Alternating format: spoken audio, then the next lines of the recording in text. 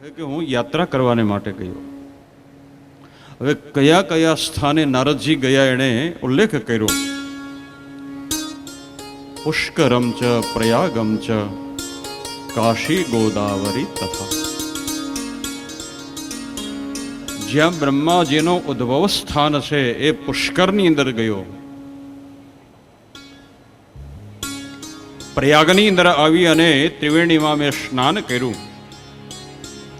કાશીમાં જઈ અને મેં ભગવાન વિશ્વનાથજીના દર્શન કર્યા. ગોદાવરી નદીની અંદર મેં સ્નાન કર્યું. હરિક્ષેત્રમ કુરુક્ષેત્રમ શ્રીરંગમ સેતુ બંધનમ.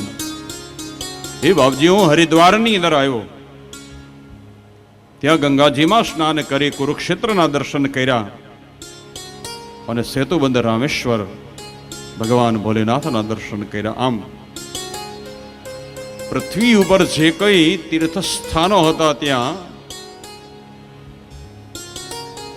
પર્યટન કર્યું. પણ નારદજી કહે છે કે હે ગુરુદેવ, દરેક આ તીર્થ ક્ષેત્રની અંદર હું ગયો પણ કોઈ જગ્યાએ ના પશ્યન મન સંતોષકારક. હે બાપજી, આવા શ્રેષ્ઠ તીર્થના સ્થાનની અંદર હું ગયો પણ કોઈ જગ્યાએ મેં સેવા ન જોઈ, કોઈ જગ્યાએ મેં સત્કર્મ ન જોયો કે કોઈ જગ્યાએ મારા મનને સંતોષ થાય એવું કોઈ કાર્ય મારા જોવામાં ન આવ્યું. જોવામાં ન આવ્યું એનું કારણ પણ બતાવ્યું કે બાપજી, અત્યારે કલિયુગ ચાલી રહ્યો છે અને કલિયુગનો મિત્ર એનું નામ છે અધર્મ. હવે કલિયુગની અંદર અધર્મ એટલો બધો ફેલાઈ ચૂક્યો છે. હવે અધર્મ ફેલાય એટલે ઓછું શું થાય તો બતાવ્યું, સત્યમ નાસ્તિ તપસ્સોચમ દયા દાનમ ન વિદ્યતે. સમજી લેજો, અધર્મનો જ્યારે ફેલાવો થવા માંડે એટલે પેલી વેલી અસર પડે સત્ય ઉપર.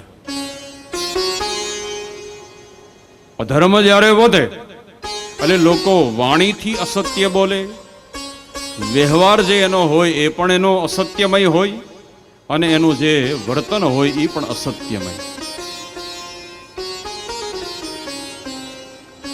કોઈના હૃદયની અંદર દયા નથી.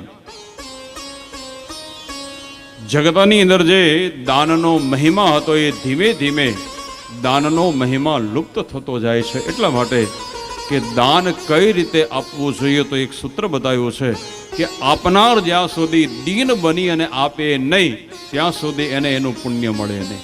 ત્યારે અત્યારે દાન વધ્યું છે પણ દીનતા ઘટી ગઈ છે. સમાજના લોકોની અંદર વાહ વાહ થાય એટલા માટે લોકો દાન કરતા થયા છે કે ભાઈ અમારું નામ બોલાવવું જોઈએ, અમારી તકતી લાગવી જોઈએ. ઘણી વાર વર્તમાન સમયની અંદર પોતાનો પ્રભાવ અને પોતાનો મહિમા વધારવાને માટે લોકો દાન કરતા હોય અથવા એમ વિચાર કરે કે સરકાર લઈ જાય એની કરતા હાલો ને ક્યાંક બીજે દે. સારું છે, એ પણ દે તો છે.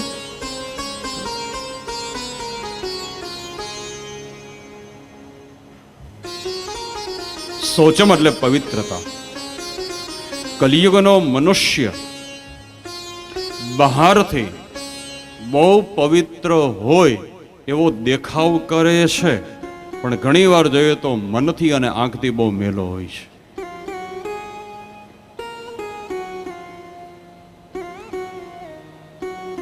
કલિયુગના જીવ કેવા થયા તો બતાવ્યો, ઉદર ભરેણો જીવા. કેવલ પોતાના પેટનું ભરણ પોષણ કરવા વાળો કલિયુગનો જીવ થયો છે. સ્વાર્થ વૃત્તિ. હે બાપજી, નારદજી કહે છે મેં ક્યાંય પંડિતો જોયા નહીં. હા, દેખાવમાં તો ઘણા એવા લાગ્યા કે આ પંડિત છે પણ પછી ખબર પડી કે પંડિત નથી, આ પાખંડી છે. ક્યાંય સાધુ મને દેખાણા નહીં. દેખાવમાં તો ઘણા સાધુઓ આવ્યા પણ પછી ખબર પડી ગયા સાધુ ને આ તો સ્વાર્થી હતા. ન યોગી નૈવ સિદ્ધો વા જ્ઞાની ન સત્ક્રિયો નરા.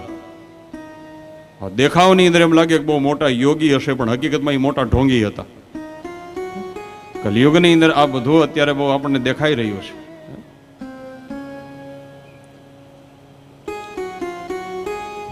નારદજી કહે છે કે મારા હૃદયની અંદર દુઃખ થયું, વ્યથિત બની અને હું આવ્યો વૃંદાવનની અંદર. હા, ફરક એટલો થયો કે મનની અંદર જે થોડું દુઃખ હતું એ વૃંદાવનની ભૂમિની અંદર જ્યાં આવ્યો ત્યાં એ દુઃખ જે હતું એ દૂર થયું. કારણ કે જે જગ્યાએ ભગવાન શ્રી કૃષ્ણ એણે 11 વર્ષ અને 52 દિવસ સુધી લીલાઓ કરી તો એની ઉર્જા પ્રાપ્ત થઈ એટલે મનની અંદર જે દુઃખ હતી, વ્યથા હતી એ દૂર થઈ, મન થોડું પ્રસન્ન થયું. પણ ત્યાં એક દ્રશ્ય મને જોવામાં આવ્યું. એક યુવાન સ્ત્રી બેઠી બેઠી રડી રહી છે. હવે એને સુખી કરવાને માટે ઘણા બધા સ્ત્રીઓ આવી અને સેવા કરી રહ્યા છે, પણ છતાંય એ યુવાન સ્ત્રી એની આંખમાંથી આંસુ સુકાતા નથી. એનું ધ્યાન મારી ઉપર પડ્યું એટલે રડતા રડતા એ સ્ત્રી જે હતી એણે મને કહ્યું કે ભો ભો સાધો ક્ષણમ તિષ્ઠ મત ચિંતામપી નાશયન. હે નારદજી, આપ સાધુ છો, હવે આપ અહીંયા થોડી વારને માટે ઊભા રહો, કારણ કે તમારા દર્શન કરવાથી મારું દુઃખ થોડું હળવું થયું. તો મને વિશ્વાસ છે જો તમારા દર્શનથી દુઃખ હળવું થતું હોય તો તમારી વાત સાંભળવાથી મારા દુઃખ દૂર થશે. નારદજી કહે છે હું એની પાસે ગયો, મેં એને પૂછ્યું કાશી તમ ક વિવોચેમાં નારીએ કા પદ્મલોચના વદમ દેવી સવિસ્તારમ સ્વસ્ય દુઃખસ્ય કારણ. નારદજી કહે છે હું ત્યાં ગયો એટલે મેં પૂછ્યું કે હે દેવી, આપ છો કોણ અને શું કામ રડો છો? રડવાનું કારણ શું? એવું કયું દુઃખ છે કે તમને સુખી કરવાને માટે આ હજારો સેવિકાઓ તમારી સેવા કરે છે અને છતાંય તમને સુખનો અહેસાસ થતો નથી અને તમે રડી રહ્યા છો? આપનો પરિચય? નારદજી કહે છે ત્યારે સ્ત્રીએ એનો પરિચય આપ્યો કે હે નારદજી, કોઈ સામાન્ય સ્ત્રી નથી. અહમ ભક્તિ રીતિ ખ્યાતો ઇમે મે તનયો મતો જ્ઞાન વૈરાગ્ય નામાનો કાલ યોગે ન જર્જિતો. હે નારદજી, હું સ્વયં ભક્તિ દેવી છું. આ બે મારા દીકરાઓ છે. એકનું નામ જ્ઞાન છે, બીજાનું નામ વૈરાગ્ય છે. પણ કાળનો યોગ એવો આવ્યો કે અમારા વપોની અંદર એટલે અમારા શરીરમાં આ રીતની ઘટના બની. કાળના યોગે મારા બે દીકરાઓ વૃદ્ધ બની ગયા છે, નિષ્ક્રિય બન્યા છે, જડવત બન્યા છે. તો હે નારદજી, હવે તમે અહીંયા આવ્યા છો તો તમારામાં એ સામર્થ્ય છે કે મારા બે દીકરાઓને તમે યુવાન બનાવો. જે મારા બે દીકરાઓ કાળના યોગની અંદર આધીન બની અને વૃદ્ધત્વને પ્રાપ્ત કરી અને નિષ્ક્રિય બની અને સૂતા છે, તો આ બેને યુવાન બનાવી દો, બેને જાગૃત બનાવી દો. આ બે મારા દીકરાઓ જો જાગી જાય અને યુવાન બની જાય એટલે હું શું કરી અહીંયા બતાવ્યું કે ઇદમ સ્થાનમ પરિત્યજ્ય વિદેશમ ગમ્યતે મયા. ભક્તિ દેવી બોલ્યા કે હે નારદજી, તમે જો મારા બે દીકરાઓને યુવાન અને જાગૃત કરી દો તો પછી આ સ્થાનને છોડી અને હું વહી જઈશ. ક્યાં વહી જાય? ચોખવટ કરી કે વિદેશમ ગમ્યતે મયા. ત્યારથી આપણને બધાને વિદેશનું ઘેલું લાગ્યું. લ્યો, નારદજીના મનમાં એમ થયું કે ભક્તિ દેવી જો જ્ઞાન અને વૈરાગ્ય લઈને વિદેશમાં વયા જાય તો અહીંના લોકો કરશે હું? નારદજીએ યાદી કરી કે હે દેવી, આપ કોઈ સામાન્ય નથી. સ્વયં ભગવાનના હૃદયની અંદરથી તમારો પ્રાદુર્ભાવ થયો છે. તમને એકલું લાગે નહીં એટલા માટે ભગવાને તમને આ બે દીકરાઓ આપ્યા. એકનું નામ જ્ઞાન છે, બીજાનું નામ વૈરાગ્ય છે.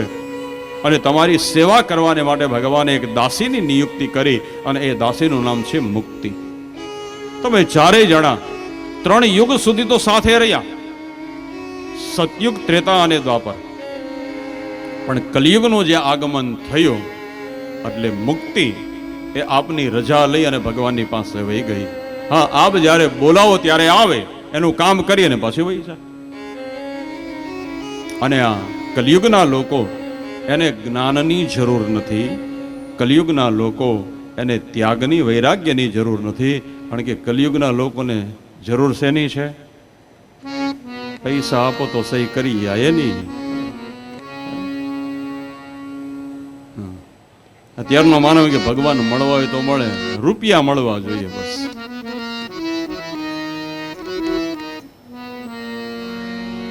એટલે આ બંને જણા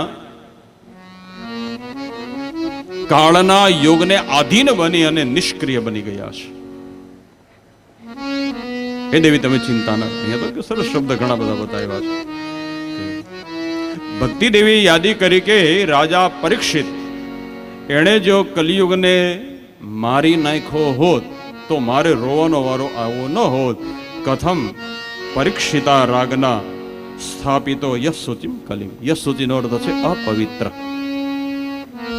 જો પરીક્ષિત રાજાએ કલિયુગને દંડ આપી અને વિનાશ કર્યો હોત તો મારે રોવાનો વારો આવ્યો ન હોત.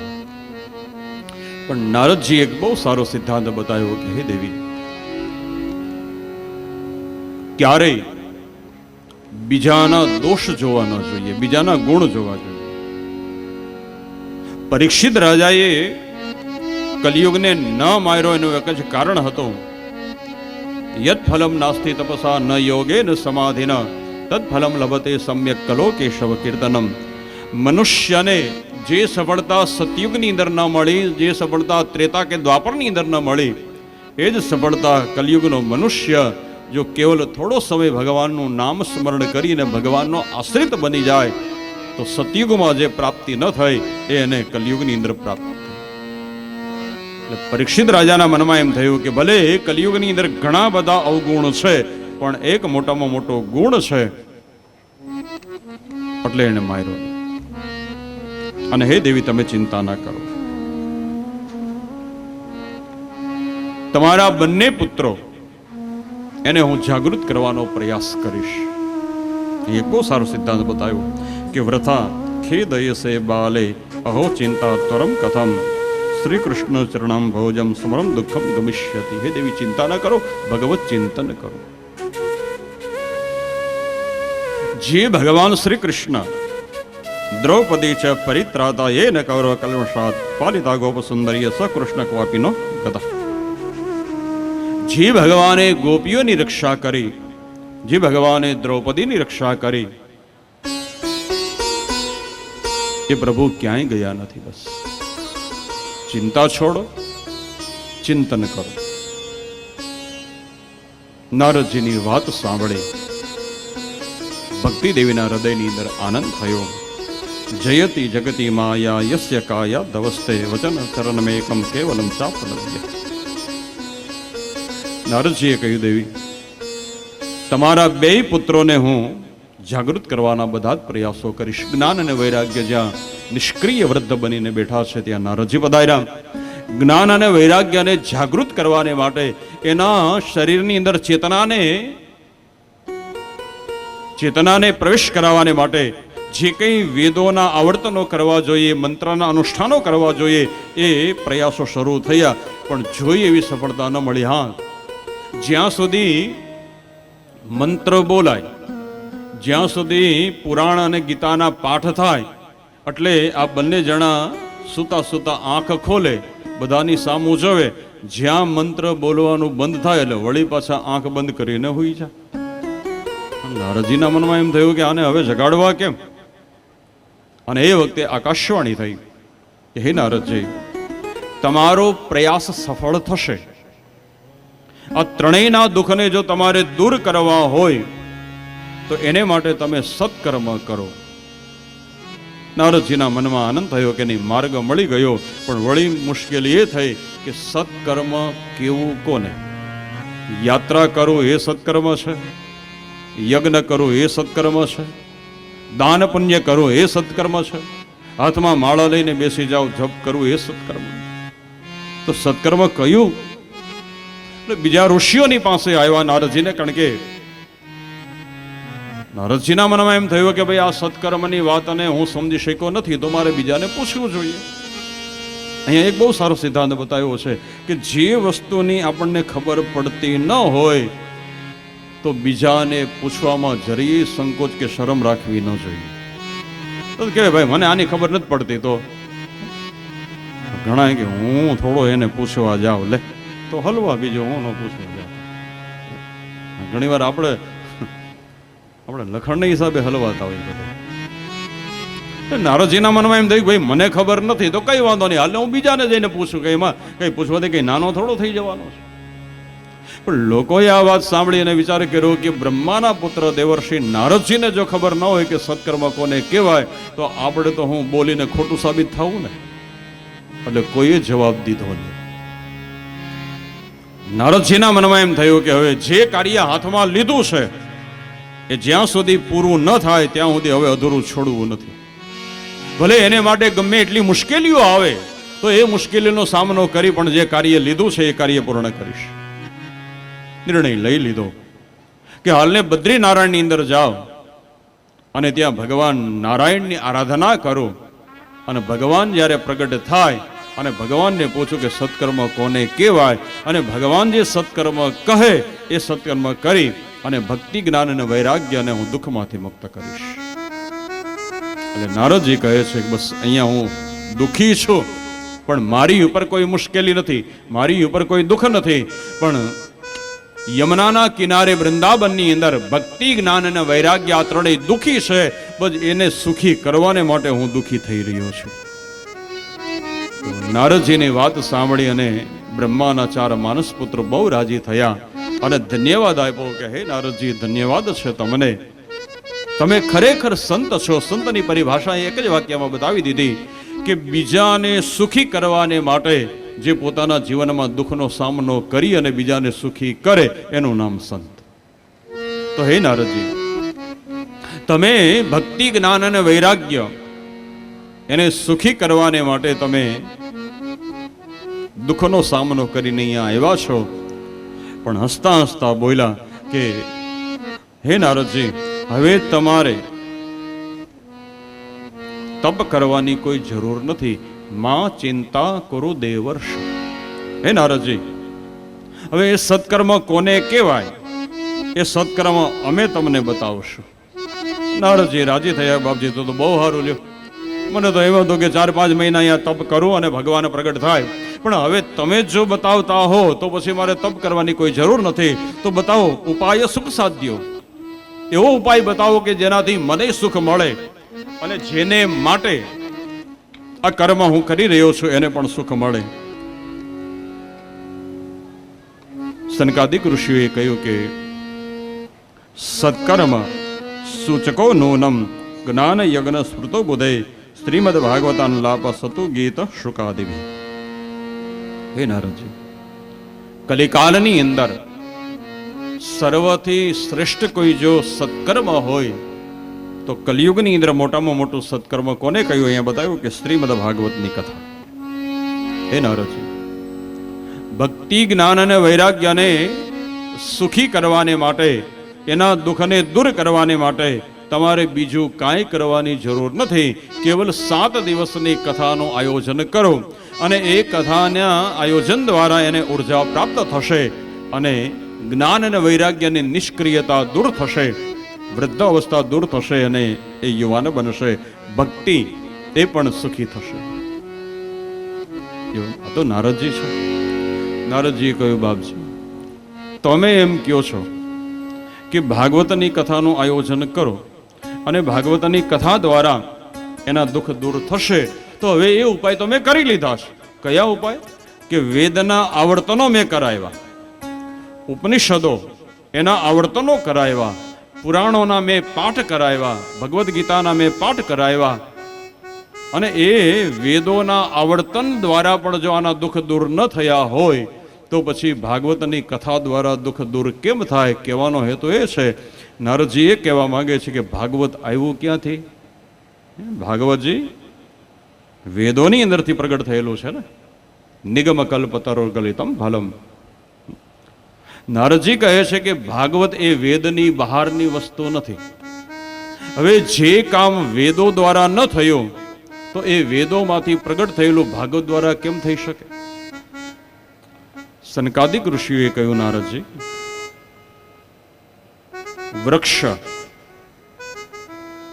એનું ફૂલ, એનું ફળ અને એનો સ્વાદ અલગ અલગ હોય. વૃક્ષની અંદરથી જે ફળ પ્રગટ થાય તો વૃક્ષની અંદર જે રસો હોય એ રસ અલગ હોય, પણ એ વૃક્ષની અંદર રહેલો રસ એ ફૂલ દ્વારા ફળની અંદર પરિવર્તન થાય પછી એનો સ્વાદ અને નામ બદલાઈ જાય. અહીંયા બે પ્રમાણો બતાવી દીધા કે ભાઈ આંબાનું વૃક્ષ હોય તો આંબાના પાન આપણે તોડીને ખાઈએ તો આપણને તુરા લાગે, પણ એ આંબાની અંદર ચૈત્ર અને વૈશાખની અંદર જ્યારે ફળ આવે ત્યારે રંગ પણ બદલાઈ જાય. આંબાની ઉપર જ્યારે કેરી લાગે તો કાચી હોય અને આપણે ખાઈએ ત્યારે એ ખાટી લાગે, તુરી લાગે, પણ એ જ કેરી જ્યારે પાકી જાય ત્યારે જો રંગ પણ બદલાઈ જાય, નામ પણ બદલાઈ જાય અને સ્વાદ પણ બદલાઈ જાય. જે આંબાના પાંદડાની અંદર જે સ્વાદ હોય એ જ સ્વાદ જ્યારે રસ એ કેરી બનીને પાકી જાય અને એ રસ આખો અલગ હોય. એમ વેદ એ વૃક્ષ છે, ઉપનિષદો એની શાખાઓ છે અને ભાગવતજી એનું ફળ છે. એટલે હંમેશા વૃક્ષ કરતા ફળ હોય નાનું પણ હોય એનું મહત્વ. પછી બીજું પ્રમાણ બતાવ્યું કે સાકર શેમાંથી બને તો કે શેરડીમાંથી. પણ આપણે ઘેરે મહેમાન આવ્યા હોય અને ચા બનાવવો હોય અને ખાંડ ન હોય તો હું શેરડીના બે કટકા કરીને ન ખાય? કાં તો ભાઈ આ શેરડીમાંથી સાકર ને ખાંડ બની છે બસ. નારદજીની પાસે સનકાદિક ઋષિએ કહ્યું કે ભાગવત એનું આયોજન કરો. ભલે વેદમાંથી પ્રગટ થયેલું ભાગવત છે પણ એનો સ્વાદ અને એનું ફળ અલગ છે. નારદજી રાજી થયા, પણ વળી નારદજીના મનમાં એમ થયું કે ભાગવતજીની કથા કરું તો ખરા, પણ કથા કરવી કઈ જગ્યાએ અને કથા વાંચવાને માટે મારે બોલાવવા કોને? કારણ કે જ્ઞાન યજ્ઞમ કરિષ્યામિ શોક શાસ્ત્રો કથોજ્વલમ. એટલે વળી એણે બાપજીની પાસે પ્રણામ કરીને કહ્યું કે ગુરુદેવ, આપે કહ્યું એ પ્રમાણે ભક્તિ જ્ઞાન અને વૈરાગ્યના દુઃખને દૂર કરવાને માટે કથાનું આયોજન તો કરો, પણ હવે એ બતાવો કે કથા કરવી કઈ જગ્યાએ અને કથા વાંચવાને માટે મારે બોલાવવા કોને? એટલે સનકાદિક ઋષિએ માર્ગ બતાવી દીધો કે કથા કરો તમે ગંગા મૈયાના સાનિધ્યમાં હરિદ્વારની અંદર, અને કથા વાંચવાને માટે તમે ચિંતા છોડી દો, અમે ચારેય ભાઈઓ તમારી કથા વાંચવાને માટે આવશું.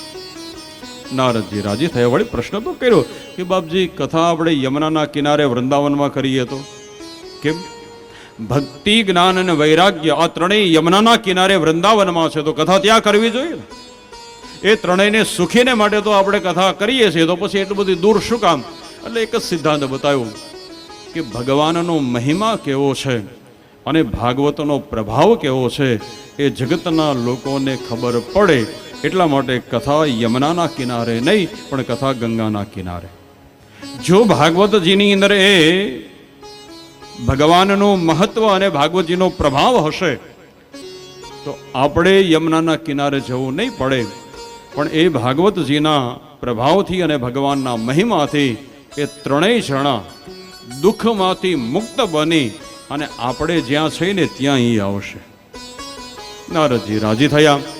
આવ્યા છે હરિદ્વારની અંદર, જ્યાં આનંદ નામનો તટ છે ત્યાં કથાનું આયોજન થયું. લોકોને આ વાતની ખબર પડી કે ગંગા નદીના તટ પર શ્રી નારદજી એ ભાગવતની કથા બેસાડી રહ્યા છે અને એ કથા વાંચવાને માટે બ્રહ્માના 4 માનસ પુત્રો સનકાદિક ઋષિઓ પધારી રહ્યા છે અને લોકો કથા સાંભળવાને માટે આવવા લાગ્યા. કોણ કોણ આવ્યું છે નામ પણ બતાવ્યા. ભૃગુ વસિષ્ઠ ચવન ચ ગૌતમો મેધાતિધિર દેવલ દેવરાતો રામસ્તતા ગાદિસુત શાકલો મૃકુંડ પુત્રા ત્રિજપી પલાદા યોગેશ્વરો વ્યાસ પરાશરો ચ છાયા સુકો જાંજલિ જય મુખ્યા સર્વેપ્ય વિમુનિગણા સહ પુત્ર શિષ્યા સ્વસ્ત્રીય ભીરયા ચિતપાણયુક્ત. જેના ચરણની અંદર ભગવાન સ્વયં પ્રણામ કરે, આવું જે ઋષિઓના સામર્થ્ય હતા એ ઋષિઓ પણ એ નામ બતાવ્યા કે ભૃગુ પધાર્યા, વશિષ્ઠ પધાર્યા, ચવન, ગૌતમ ઋષિ, મેધાતિથિ, દેવલ, પરશુરામજી મહારાજ, વિશ્વામિત્રજી, મૃકુંડ પુત્ર અત્રિ, પીપલાદ, યોગેશ્વર, વ્યાસજી, આ બધા ઋષિઓ પધાર્યા છે. પણ એક બહુ સારો શબ્દ બતાવ્યો કે આ ઋષિઓ કથા સાંભળવા તો પધાર્યા, પણ કઈ રીતે? તો બહુ સારો શબ્દ બતાવ્યો, એકલા નથી આવ્યો. જે ઋષિ મહાત્માઓ પોતાના આશ્રમની અંદર વિદ્યાર્થીઓને ભણાવતા હતા એ કથા સાંભળવાને માટે વિદ્યાર્થીઓને લઈને આવ્યા છે.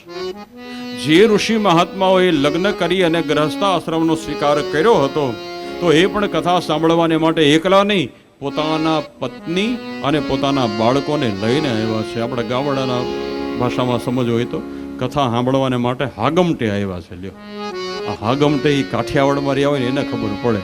ક્યાંય એમ જમણવાર હોય ને લખો એ તમારે હાગમટે આવવાનું છે. હાગમટે એટલે આપણા ઘરે મહેમાન આવ્યા હોય ને તો એની હાટું રસોઈ આપણે બનાવવાની, એને લઈને પહોંચી. નહીં તો લખ્યો એક જણે આવવાનું, બે જણા આવ્યા. શ્રીમદ ભાગવતીમ કથા યસ્ય સ્મરણ માત્રેણ, બે સૂત્ર બતાવ્યા, પાપ હાનિ પ્રદાયતે અને હરિચિત્તમ સમાશ્રય. નરજીના હૃદયની અંદર આનંદ થયો. પણ કથાની અંદર હજી તો આમ થોડી શરૂઆત થઈ, ત્યાં તો ભક્તિ, જ્ઞાન અને વૈરાગ્ય આ ત્રણેય યુવાન બની અને યમુનાનો કિનારો છોડી પર પ્રગટ થયા.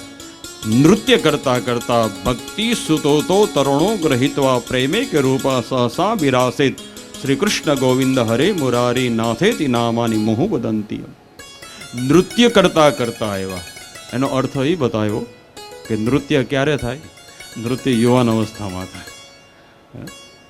અને નૃત્ય કરતા કરતા આવ્યો એનો મતલબ એ થયો કે આ જ્ઞાન અને વૈરાગ્ય આ બંને જે વૃદ્ધ બની અને નિષ્ક્રિય બની અને સૂતા હતા તો એની નિષ્ક્રિયતા અને વૃદ્ધ અવસ્થા દૂર થઈ યુવાન બનીને આવ્યા અને પાછા ભગવાનના નામનું સ્મરણ કરતા કરતા બધા. ત્રણેયને આવેલા જોઈ અને નારદજી રાજી થયા. ત્રણેય આવી અને નારદજીને પ્રણામ કર્યા અને ભક્તિ દેવી બોલ્યા કે હે નારદજી, ધન્ય છે તમને કે અમારા ત્રણેયને દુઃખની અંદરથી, અમને ત્રણેયને દુઃખમાંથી મુક્ત કરવાને માટે તમે એટલો પરિશ્રમ કર્યો અને અમને સુખી કરવાને માટે તમે આ ભાગવતની કથાનું આયોજન કર્યું. હે નારદજી, આપ સંત છો. નારદજીના મનમાં આનંદ થયો કે નહીં, જે મારું લક્ષ્ય હતું કે કથા દ્વારા આ ત્રણેયને સુખ મળે એ મને સફળતા મળી ગઈ. ભક્તિ દેવીએ યાદી કરી કે હે નારદજી, હવે આપ અમને બેસવાને માટે કોઈ સ્થાન આપો. એટલે નારદજીએ કહ્યું, એટલા અહીંયા જેટલા મારા શ્રોતાઓ છે એ બધાના હૃદયની અંદર તમે બિરાજમાન થાઓ. ભક્તિ દેવીએ અસંખ્ય રૂપ પ્રગટ કર્યા અને દરેકના હૃદયની અંદર આજે ભક્તિ, સાચો ધનવાન કોણ? અહીંયા બતાવ્યું કે જેના હૃદયની અંદર ભગવાનની ભક્તિ છે બસ એ જ સાચો ધનવાન છે. દરેકના મન જે હતા એ પ્રભુની અંદર એકાગ્ર બન્યા અને પરિણામ કયું આવ્યું કે અથ વૈષ્ણવ ચિત્તેષુ દૃષ્ટમ ભક્તિ અલૌકિકમ નિજ લોકમ પરિત્યજ્ય ભગવાન ભક્તવત્સલ. જે કથા સાંભળવાને માટે આવ્યા હતા એ દરેકના મન જ્યારે પ્રભુની અંદર એકાગ્ર બન્યા, પરિણામ એ આવ્યું કે ભગવાન પોતાનું વૈકુંઠ છોડી અને ગંગા નદીના કિનારે ભગવાન ચતુર્ભુજ રૂપે પ્રગટ થયા છે. બોલી નારાયણ ભગવાન કી. શંખ ચક્ર ગદા પદ્મ ધારણ કરી અને ભગવાન પ્રગટ થયા. શ્રી નારદજીએ ભગવાનના ચરણની અંદર વંદન કર્યા. જે સાંભળવાને માટે સમુદાય એકત્રિત થયો હતો એણે પણ પ્રભુના ચરણની અંદર પ્રણામ કર્યા. ભગવાન અહીંયા બોલ્યા છે કે હે નારદજી, તમને ધન્યવાદ છે કે તમે બીજાને સુખી કરવાને માટે આ કથાનું આયોજન કર્યું. જો ભગવાન બોલ્યા કે હે નારદજી, તમારા આ સત્કર્મથી હું બહુ રાજી થયો છું. તો હે નારદજી, આજ તમે મારી પાસેથી કંઈક માગો. પેલા તો નારદજીએ ના પાડી કે પ્રભુ કંઈ જોતું જ નથી તો પછી માગવું શું કામ જોઈએ? અને માગવાનું ક્યારે હોય? કંઈક જોતું હોય તો. પણ હવે જોતું જ ન હોય તો કંઈ માગવાની જરૂર નથી. પણ ભગવાને કહ્યું કે ભલે તમે ના પાડો છો એમ નહીં, પણ મારી ઈચ્છા છે કે આજ તમે માગો. આમ ભગવાને કહ્યું એટલે નારદજીએ કહ્યું પ્રભુ ભલે. નારદજી યાદી કરી કે હે પ્રભુ, હું જે માગું એ તમે આપશો ને? ભગવાને કહ્યું હા. નારદજી બોલો શું જોઈએ? કારણ કે મારા ભક્તથી વિશેષ મારા માટે કંઈ હોતું નથી. અબ જે જોઈએ માગો. નારદજીએ બહુ સારું માંગ્યું સજ્જનો, સમજવા જેવી વાત. નારદજી અહીંયા બોલ્યા કે હે પ્રભુ, ભક્તિ જ્ઞાન અને વૈરાગ્યના દુઃખને દૂર કરવાને માટે આ ગંગાના તટ ઉપર મેં ભાગવત કથાનું આયોજન કર્યું અને આપ પ્રગટ થઈ અને અમને બધાને દર્શન આપ્યા. એમ હું એ માગું છું કે હવે કલિકાલની અંદર જે ગામની અંદર કથા હોય, જે જગ્યાએ કથા હોય, જે સ્થાનમાં કથા હોય, તો 7 દિવસની અંદર જે મારી કથાની અંદર આપ આવી અને અમને બધાને દર્શન આપી અને કૃતાર્થ કર્યા, એમ હવે કલિયુગની અંદર જે ગામની અંદર, જે જગ્યાએ, જે સ્થાનની અંદર કથા હોય તો 7 દિવસમાં એક વખત જેમ મારી કથામાં તમે પ્રગટ થઈ અને દર્શન આપ્યા, એમ હવે કલિયુગમાં જ્યાં જ્યાં કથા થાય ત્યાં તમારે પ્રગટ થઈ અને દર્શન દેવાના. ભગવાને હા પાડ્યો, કારણ કે ભગવાન ક્યારેય ખોટું ન બોલે. ભગવાને કહ્યું ભલે નારદજી આપ કહો છો એટલે જાઓ. વચન, અહીંયા ધ્રુવ શબ્દનો પ્રયોગ કર્યો. ધ્રુવ એટલે ચોક્કસ. ભગવાને યાદી કરી કે જાઓ નારદજી, વચન આપો છો કે હવે કલિયુગની અંદર કોઈ પણ ગામની અંદર, કોઈ પણ સ્થાનની અંદર, કોઈ પણ જગ્યાએ ભાગવતની કથાનું આયોજન થાય તો તમારી કથામાં જે રીતે હું પ્રગટ થયો એમ 7 દિવસની અંદર એક દિવસ એની કથામાં પણ હું જઈશ, પણ ચોખવટ હવે કરી ધીરેથી કે હે નારદજી, કયા રૂપની અંદર જાઓ એનું કંઈ નક્કી નહીં, બાકી હું જઈશ. આપણે સવારે ચર્ચા કરી હતી કે આપણી સામે ભગવાન આવે તો એવું ન માનવું કે આપણે ઈશ્વરને ઓળખી શકીએ. એ તો ગુરુદેવની કૃપા થાય, ગોવિંદની કૃપા થાય, કોઈ સંતની કૃપા થાય ત્યારે જ આપણે ભગવાન આપણી સામે. તો વિચાર કરો, વીરપુરની અંદર ભગવાન સાધુનો વેશ લઈને આવ્યા તો પરબારા જલારામ બાપાને ઘેરે નહોતા ગયા. પહેલા તો ભગવાન આખા ગામમાં ગયા અને કહ્યું કે ભાઈ મારે યાત્રા કરવા જવું છે અને મારી સેવા કરે એવું તમારા ઘરમાંથી કોઈ હોય તો આપો ને. એટલે લોકોએ કહ્યું કે બાપુ રોટલા જોતા હોય તો મળે, ખીચડી જોતી હોય તો મળે, હવે સેવા કરવા અહીંયા કોણ નવરું છે? એ ન મળે. એ બધાએ ના પાડીને સૌથી છેલ્લે જલારામ બાપા ન્યા આવ્યા. જલારામ બાપા રાજી થયા ને કે બોલો બાપુ, તો કે બીજું તો કંઈ નહીં, હવે પણ હવે યાત્રા કરવા જવું છે અને શરીર વૃદ્ધ થયું છે, હલાય નહીં, અને મારી સેવા કરવા વાળો જો તમારા ઘરમાંથી કોઈ આવે તો મારી યાત્રા પૂરી થાય. આખા ગામમાં ગયો પણ કોઈને ટાઈમ નથી. ત્યારે જલારામ બાપાએ કહ્યું મારે એ જ વાંધો છે. હવે અમે તો 2 જણા છીએ, પણ તરત એને ખબર હતી ને. એટલે જલારામ બાપાએ પોતાના પત્ની વીરબાઈને કહ્યું કે એક કામ કરો, હું અહીંયા રહી અને બધાની સેવા કરું, અને આ બાપુને યાત્રા કરવી છે, શરીર વૃદ્ધ છે, થાકી જાય તો એની સેવા થાય, તો તમે એને યાત્રા પૂર્ણ કરાવો. જલારામ બાપાએ હા. જો કે ગામના લોકોએ કહ્યું એ જલા ગાંડો થઈ ગયો લાગે, એ બાપુને રોટલા દેવાય પણ આવું દેવાય? આ તો તારા ઘરવાળાને એની. જલારામે તો હસતા હસતા હવે મૂંઝવણ હવે ભગવાનને થઈ. ભગવાનને થયું કે મને તો એમ હતું કે જલા બાપાએ ના પાડશે, પણ એને તો હસતા હસતા વીરબાઈને આપી દીધા. હવે આને લઈને જવું ક્યાં? અને એ વખતે એ આશ્રમથી વીરપુરના પાદર સુધી ભગવાન આવ્યા. ભગવાનને મનમાં મૂંઝવણ થઈ, હવે મારે તો આ વીરપુરથી સીધું વૈકુંઠમાં જવું છે, માતાજીને લઈ ક્યાં જવા? એટલે છટકવાને માટે પછી ભગવાને કહ્યું કે માતાજી એક કામ કરો, આ મારી જોડી તમે હાંચવો અને આ જે દંડ છે ને તમે હાંચવો, અને બાજુમાં તળાવ છે ને હું ત્યાં સ્નાન કરી આવું, અને પછી આપણે યાત્રામાં. એ ભગવાન ગયા હજી આવ્યા નથી. જો આપ જો વીરપુર ગયા હો તો વીરપુરની અંદર જે જોડી છે અને જે દંડ છે એ સ્વયં ભગવાને પોતાના હાથથી આપેલી પ્રસાદી છે સજ્જન. કારણ કે જલારામ બાપાને ખબર હતી કે માગવા આવ્યું કોઈ સાધુ નથી, એ સર્વેશ્વર ભગવાન છે. એટલે કહેવાનો હેતુ સજ્જનો કે ભગવાને ચોખવટ કરી કે હે નારદજી, વચન આપું છું કે કલિયુગની અંદર કોઈ પણ જગ્યાએ ભાગવતની કથા હશે તો 7 દિવસની અંદર એક વખત હું એની કથામાં જઈશ, પણ કયા સ્વરૂપની અંદર જાવ એનું કંઈ નક્કી નહીં. બસ એટલે સમજી લેજો, ભગવાન આવે છે પણ કયા રૂપની અંદર આવે છે એની આપણને ખબર નથી. એ ક્યારેક અતિથિ બનીને આવે, ક્યારેક રોગી બનીને આવે, ક્યારેક કોઈ સેવક બનીને આવે.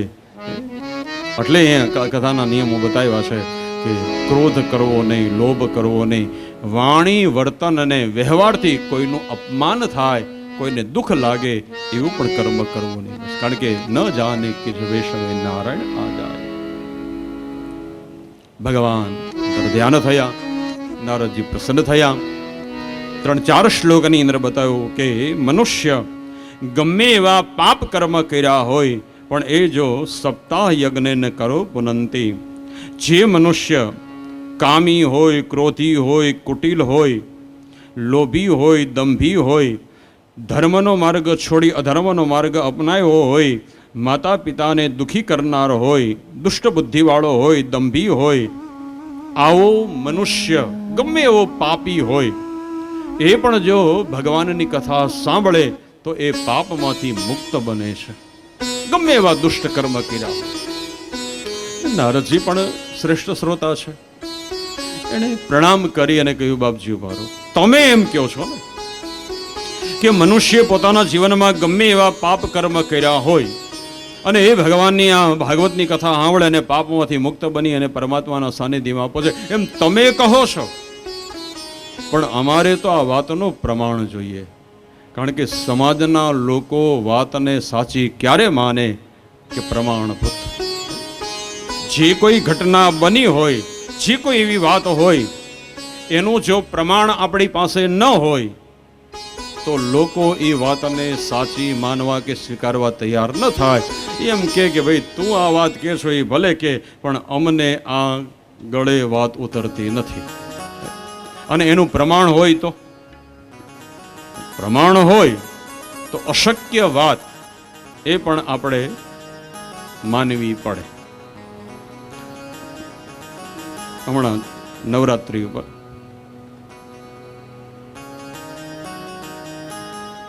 રિલાયન્સ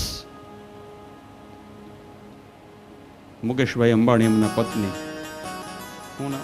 નીતાબેન અને એની પુત્રવધુ, એના હાથમાં બધે આપણે પેપરમાં અને વોટ્સઅપમાં એના હાથમાં જે પર્સ હતું એ પર્સની કિંમત હતી 18 કરોડ રૂપિયા. લ્યો, 18 કરોડમાં આપણે કેટલું આવી જાય? 18 કરોડનું ખાલી પર્સ હોય તો એમાં કંઈ પાર્લેના બિસ્કિટ ન રાખ્યા હોય છે, સ્વાભાવિક છે ને. પણ કહેવાનો મતલબ એમને કદાચ કોઈ એમ કે 18 કરોડનું પર્સ હતું તો આપણે વાત માનીએ નહીં. પણ હવે ઘણી વાર એવું બને કે અશક્ય વાત પણ એનું જો પ્રમાણ હોય તો એ અશક્ય વાતને આપણે સાચી માનવી પડે. આવી ઘણી બધી ઘટનાઓ. તો નારદજી યાદી કરી કે તમે એમ કહો છો કે જેણે પોતાના જીવનમાં ન કરવાના કર્મ કર્યા હોય અને કથા સાંભળે અને એ પાપમાંથી મુક્ત થાય, પણ અમારે તો પ્રમાણ જોઈએ.